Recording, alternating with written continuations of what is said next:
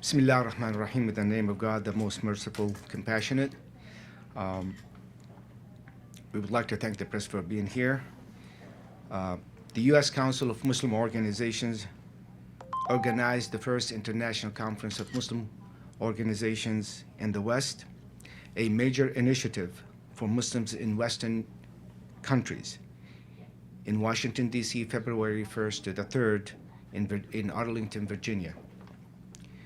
The conference was the first of its kind to bring Muslim leaders around the world together to exchange experiences and to discuss common issues of concern to our communities.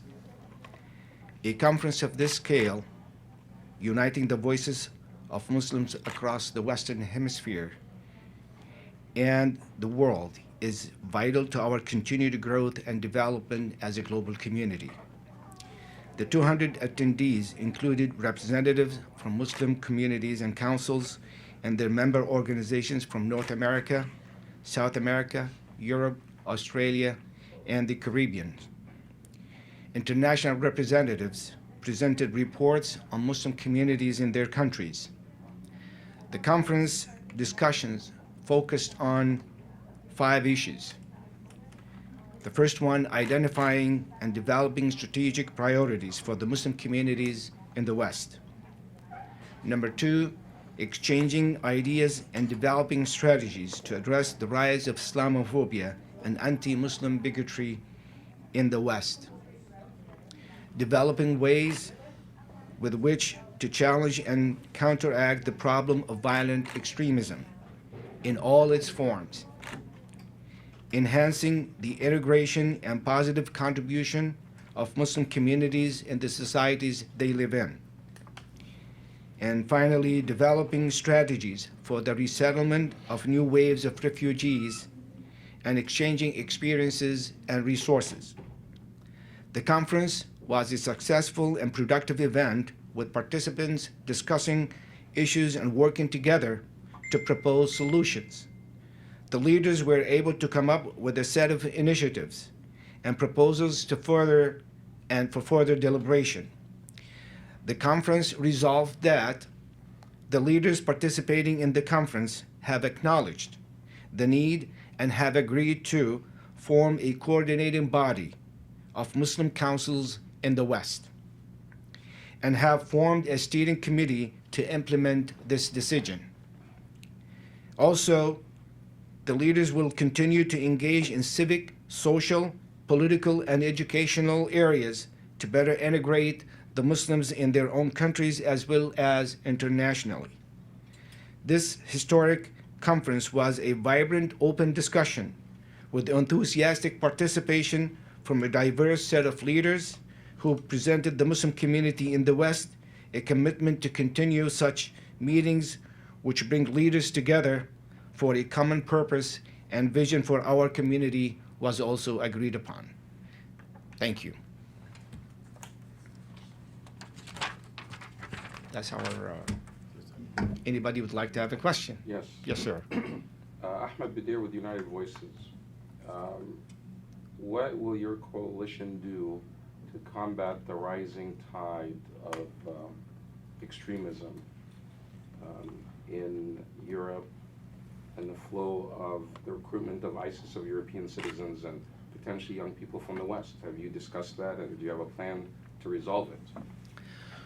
We do acknowledge the rise of extremism on both sides, and therefore it is a threat to the society at large, not just the Muslim communities from, let's say, right-wing extremism, but also from the violent extremism that comes from the Middle East as results of the chaotic political upheaval and situation in that area. And the Muslim communities in the West have been caught right in the middle, trying to fight both extremism. And therefore, it will take more than just the Muslim community to face these challenges, but it's going to be an integral part of the government, community organizations, and law enforcement and citizens to really face this. We believe there has to be a comprehensive approach to dealing with violent extremism in any side. And therefore, one single approach to it, we believe is not going to handle it. Yes. Nihad Awad, question from Nihad Awad. Okay. Yesterday, the president went to his first visit to the mosque. One, your reaction on that, and also he mentioned in his speech that law enforcement can't use engagement as a cover for spying on the community or treating him as suspect. Do you think that that visit in the mosque and his words will actually lead to policy changes? And what's your reaction about his visit to the mosque? Okay. So I think most of our organizations and communities welcome the historic visit of President Obama to the mosque in Baltimore. Many of our organizations have been calling and urging the president to take that step that was needed. And we appreciate not only the visit, but the content of his speech. He touched upon all the issues and concerns that young American Muslims, families, organizations, and communities are worried about, mainly Islamophobia, the rise of anti-Islam and anti-Muslim rhetoric, especially coming from elite politicians, and how dangerous this phenomenon is and how it threatens to destroy the fabric of our nation. Also, the president acknowledged that the concerns that American Muslims have about their privacy and their constitutional rights. And he, in fact, pleasantly I was surprised that the president cautioned against using the engagement programs with the Muslim community as a cover to spy on them and to conduct surveillance programs, something that we have condemned for many years, and I'm glad that the president pointed out to it. But the question is this speech going to translate into policy? We know that the president is in his last year, but we hope that the tone and the changes that he will make in the next few months will impact the incoming administration, regardless of who will be in the White House. So overall, I think the president's visit was important, was timely, and I know I heard some criticism from right-wing organizations and media.